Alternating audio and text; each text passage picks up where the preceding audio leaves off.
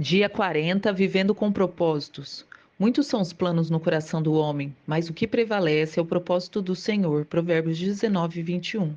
Davi serviu aos propósitos de Deus em sua geração. Atos 13, 36.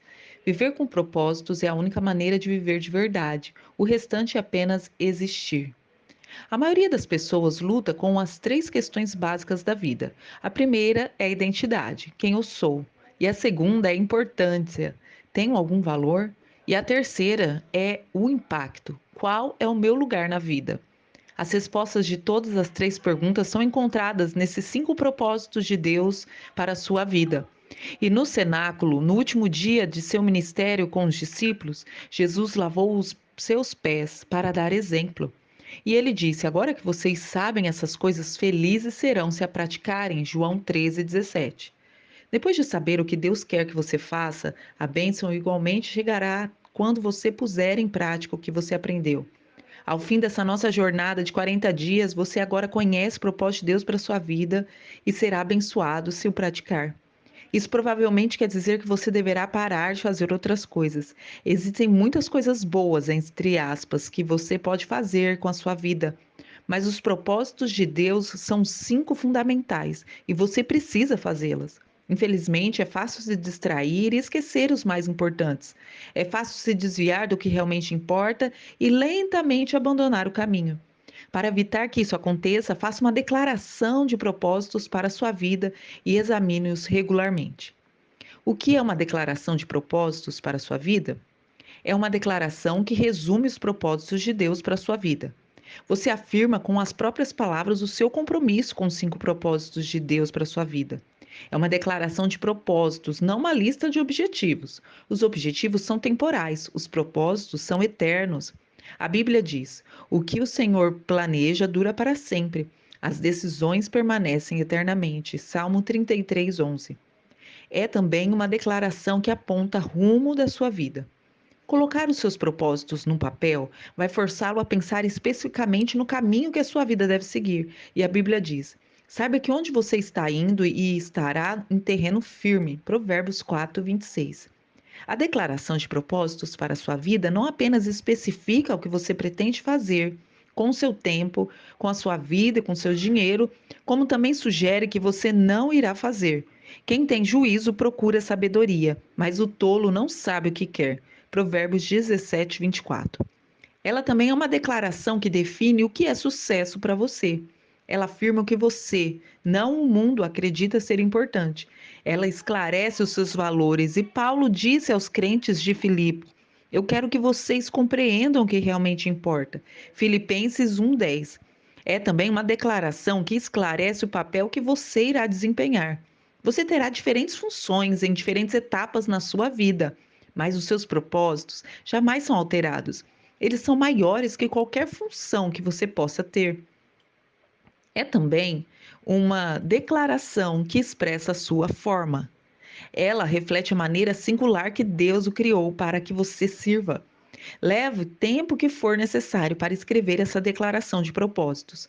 Não tente completá-la de uma só vez e não adianta tentar atingir a perfeição já no primeiro rascunho. Apenas anote rapidamente alguns pensamentos conforme eles lhe ocorrerem. É sempre mais fácil editar que criar. Então eu apresento a seguir 5 questões que devem ser consideradas na fase da sua preparação de declaração. As 5 grandes questões da vida. O que será o centro de minha vida? Essa é a questão da adoração. Para quem você vai viver? Em torno de você construirá a sua vida? Você pode edificar a sua vida em torno da sua carreira, da família, do esporte ou de um passatempo, do dinheiro, da diversão ou de muitas outras atividades. Todas essas coisas são boas, mas não fazem do que é o principal na sua vida. Nenhuma delas é suficientemente forte para mantê-lo salvo quando a vida começar a desmoronar. Você precisa de um centro inabalável. O rei Asa ordenou ao povo de Judá que buscassem ao Eterno, segundo a Crônicas 14:4. Na verdade, o que quer que esteja no centro da nossa vida, isso será o nosso Deus, com letra minúscula. Quando você entregou a vida a Cristo, ele veio a ser o centro dela, mas você precisa mantê-lo lá. Manter ele lá não é fácil, me vem por meio da adoração. E Paulo diz: oro para que Cristo se torne mais e mais presente no coração de vocês. Efésios 3,17. Como saber quando Deus está no centro da nossa vida? Quando Deus está no centro da sua vida, você o adora. Quando não está, você fica preocupado. A preocupação é uma luz de advertência que indica que Deus foi deixado de lado. Você voltará a ter paz constante no instante em que puser todas as suas esperanças em Deus. Isso só vai contribuir para o bem. Então você vai se acalmar. E é maravilhoso o que acontece quando Cristo retira a preocupação do centro da nossa vida, da vida humana. Filipenses 4:7. E qual será a marca distinta da minha vida? Essa é uma outra questão que diz respeito ao discipulado. Que tipo de pessoa você será? Deus está muito mais interessado em quem você é do que no que você faz.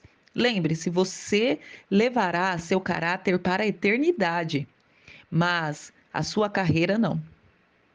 Então faça uma lista das suas características, do que você quer trabalhar, do desenvolver da sua vida. Você deve começar com o fruto do Espírito, que está em Gálatas 5, 22 a 23, ou com as bem-aventuranças de Mateus 5, de 3 a 12.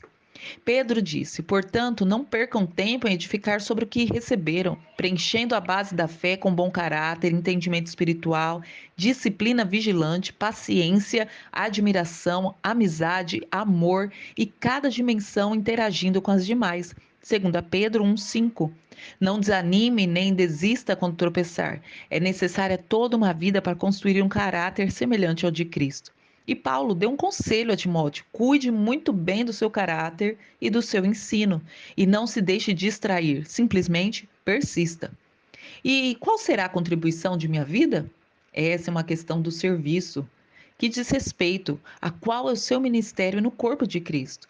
Conhecendo a sua combinação, a sua formação espiritual, opções do coração, recursos pessoais, modo de ser e áreas de experiência, você tem a sua forma. Que papel lhe seria mais adequado na família de Deus? Pense, como você poderia fazer alguma diferença? Existe algum grupo específico no corpo de Deus em que eu possa servir com essa formação? Paulo destaca dois benefícios maravilhosos ao cumprir o seu ministério. Isso que vocês fazem não somente ajuda o povo de Deus que está necessitado, mas também faz com que eles façam muitas orações de gratidão a Deus. 2 Coríntios 9:12. Embora você tenha sido formado para servir outras pessoas, nem mesmo Jesus satisfaz as necessidades de todos enquanto esteve entre os homens. Você deve escolher a quem possa ajudar melhor com base em sua vocação. Você precisa perguntar: a quem desejo mais ajudar? Jesus diz: eu vos escolhi e vos designei para irdes e produzirdes frutos, e para o vosso fruto permaneça. João 15:16. E cada um de nós gera diferentes frutos. E mais uma pergunta: qual será a mensagem da minha vida? Essa é uma questão que diz respeito à missão e com os não cristãos também. A sua declaração de missão faz parte de uma declaração de propósito. Ela deve incluir o compromisso de compartilhar o seu testemunho e as boas novas com outras pessoas. Você também deve fazer uma relação das lições de vida que aprendeu, bem como as coisas que Deus lhe concedeu, compartilhando apaixonadamente com o mundo. Conforme for crescendo em Cristo, Deus pode lhe designar um grupo especial, o qual você deve se dedicar para levar a Jesus. Não deixe de colocar isso em sua declaração. Se você for mãe, pai, parte de sua missão é educar os seus filhos para que eles também conheçam a Jesus, ajudá-los a compreender o propósito de Deus na vida deles e enviá-los para o mundo na missão de Deus que ele reservou para cada um. Você pode incluir em sua declaração a declaração de Josué: eu e a minha casa serviremos ao Senhor. Josué 24:15. É óbvio que na nossa vida deve sustentar e confirmar a mensagem que nós transmitimos. Antes de grande parte dos não cristãos aceitar a credibilidade da Bíblia, eles querem saber se nós temos a credibilidade. E é por isso que a Bíblia diz: certifiquem-se que vocês estão vivendo de forma a honrar as boas novas de Cristo. Filipenses 1:27. Outra pergunta: qual será a comunidade da minha vida? Essa é a questão da comunhão. Como você vai demonstrar o seu compromisso com os outros irmãos e a sua ligação com a família de Deus? Onde você irá participar com outros cristãos, os mandamentos recíprocos do tipo uns aos outros de amar? A que igreja local você vai se afiliar para se tornar um membro ativo? Quanto mais você amadurecer, mais amará o corpo de Cristo e vai desejar se sacrificar por ele. E a Bíblia diz: Cristo amou a sua igreja e deu a sua vida por ela. Efésios 5:25. Você deve incluir em sua declaração uma nota expressando o seu amor pela Igreja de Deus. Ao considerar a resposta dessas questões, inclua qualquer passagem das Escrituras que lhe fale ao coração sobre o seu propósito.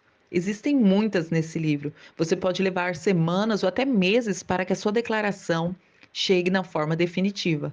Ore a respeito dela, converse com amigos e medite nela e na Bíblia. Talvez seja necessário várias redações até chegar a um texto final. E é mesmo assim, você provavelmente fará pequenas alterações com o passar do tempo, e à medida que Deus lhe proporcionar maior discernimento sobre a sua vocação. Além de uma declaração de propósitos bem detalhada, também será de grande auxílio uma breve afirmação, um slogan que resuma os 5 propósitos para a sua vida. Algo fácil de memorizar e que inspire você. Dessa forma, você vai poder recordá-lo diariamente. Salomão aconselha: será bom manter todas essas coisas em mente, e então você estará sempre pronto para repeti-las. Provérbios 22:18. Eis aqui então alguns exemplos. O meu compromisso de vida é adorar a Cristo de todo o coração, servi-lo com a minha forma, ter comunhão com a minha família, desenvolver um caráter como o dele e cumprir a minha missão no mundo para que ele seja glorificado. Você também pode escrever: meu objetivo é tornar-me semelhante a Cristo. Minha família é a igreja. O meu ministério é, e aí você completa. A minha missão é, e você completa. E meu motivo é a glória de Deus. Você talvez se pergunte: e quanto à vontade de Deus para o meu emprego, para o meu casamento? Onde eu vou viver? Eu devo fazer faculdade? Falando com franqueza, essas questões são secundárias e é muito provável que todos estejam de acordo com a vontade de Deus para a sua vida. O que mais importa é cumprir os propósitos eternos do Senhor. E a despeito de onde você vai viver, trabalhar ou com quem você vai se casar, essas decisões devem apoiar os seus propósitos. A Bíblia diz: muitos são os planos do coração do homem, mas o que prevalece é o propósito de Deus. Provérbios 19:21. Concentrem-se então no seu propósito de Deus para a sua vida, não em seus planos, uma vez que eles são aqueles que vão durar para sempre. Certa vez, alguém sugeriu que a declaração de propósito se fundamentasse no que você realmente gostaria que outras pessoas dissessem sobre você em seu funeral. Imagine o elogio perfeito e então construa a declaração a partir dele. Francamente, é uma péssima ideia. No final da vida, não terá nenhuma importância o que disseram a seu respeito. Só importa o que Deus disser. E a Bíblia diz: o nosso propósito é agradar a Deus e não as pessoas. Um dia Deus irá analisar as nossas respostas a essas questões. E você pôs Jesus no centro da sua vida? Você desenvolveu o seu caráter? Você dedicou a sua vida a servir outros? Você comunicou uma mensagem do Senhor e cumpriu o seu propósito? A sua missão? Você amou e fez parte da família de Deus? Essas serão as únicas questões relevantes. Como disse Paulo, nosso objetivo é estar à altura do plano de Deus para nós. 2 Coríntios 10:13. Deus quer usar você. Há cerca de 30 anos, uma pequena frase de Atos 13:36 alterou para sempre o rumo da minha vida. Eram poucas palavras, mas elas pareciam marcadas como um ferro à brasa, palavras que deixariam uma impressão indelejável em minha vida. Davi serviu aos propósitos de Deus em sua geração. Atos 13:36. Só então eu compreendi por que Deus chamou Davi um homem segundo o seu coração. Davi dedicou a vida a cumprir os propósitos de Deus na terra. Não existe maior epífago que essa declaração. Imagine isso esculpido em uma lápide, que você serviu aos propósitos de Deus em sua geração. Eu oro para que as pessoas possam dizer isso sobre mim quando eu morrer. Também oro para que possam dizer o mesmo de você. Por isso eu escrevi esse livro para você. Essa frase é uma descrição definitiva de uma vida bem vivida. Você faz o que é eterno e atemporal, que é o propósito de Deus, a maneira contemporânea e atual, que é a sua geração. Para que eu estou na terra, trata-se exatamente disso. Nem as gerações passadas, nem as futuras podem servir ao Senhor nessa geração. Somente nós podemos. Assim como Esther, Deus criou para um momento como este. Esther 4,14. O Pai ainda procura pessoas que possam ser usadas. A Bíblia diz que os olhos do Senhor percorrem toda a terra, a fim de procurar um coração que esteja completamente comprometido com dele. Segunda Crônicas 16:9. Seria você essa pessoa que o Senhor pode usar com os propósitos dele? Você serviria aos propósitos de Deus em sua geração? Paulo teve uma vida dirigida por propósitos. Ele disse: Eu corro direto para o alvo com um propósito a cada passo. 1 Coríntios 9:26. Seu único motivo para viver era cumprir o propósito que Deus tinha para ele. E ele disse: Porque para mim o viver é Cristo e o morrer é lucro. Filipenses 1:21. Paulo não tinha medo de viver nem de morrer. De um modo ou de outro, ele iria cumprir o propósito de Deus e ele não podia perder. Um dia a história será encerrada, mas a eternidade seguirá para sempre. William Carey disse: O futuro é tão promissor quanto as promessas de Deus. Quando parece difícil cumprir os seus propósitos, não ceda ao desânimo. Lembre-se da sua recompensa que vai durar para sempre.